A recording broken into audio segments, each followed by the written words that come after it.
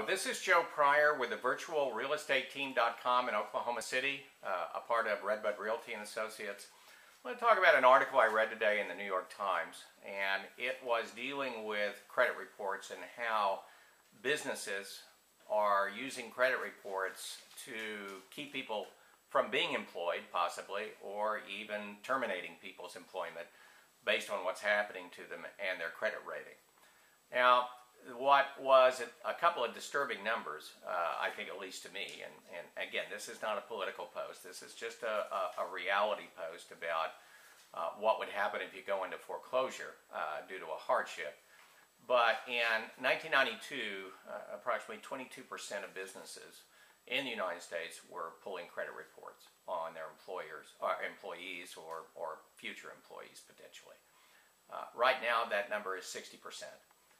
So that is a dramatic rise, and that number is supposed to rise even more in terms of the number of businesses doing this. Now, the other thing that's happening is we have chronic unemployment. We've been and still are in a recession. So we have approximately 45 million people just in the last few years have been impacted by this meltdown. In other words, they've had serious credit hits. Now, you can add to that just people that are struggling, people that have some late pays possibly, that are bringing their credit report down. But we're talking about serious issues. And you can even lose your job with a foreclosure, even if it's not a business that's looking at credit reports to evaluate you. It can be a situation where you work for a bank or a mortgage company, or you're dealing with money in some particular sensitive way, or you have a security clearance with the government or the military. These are all reasons for termination, or to be terminated because of a foreclosure. Now, when you keep this in mind and you realize how many people have hardships, including not just job loss, unemployment, but the number one cause of bankruptcy, which is medical relationship to debt, where you've had a serious event medically. And then you put together with that 80% of Americans are just letting their houses go into foreclosure, it seems like. In other words, 80% are not seeking visible means of relief. And that the other point is that we also know that the loan modification business has just been horrible, abysmal in terms of its failure. There's not a whole lot of options for you to avoid a foreclosure. Now, remember, a foreclosure also has an even bigger ramification on your credit.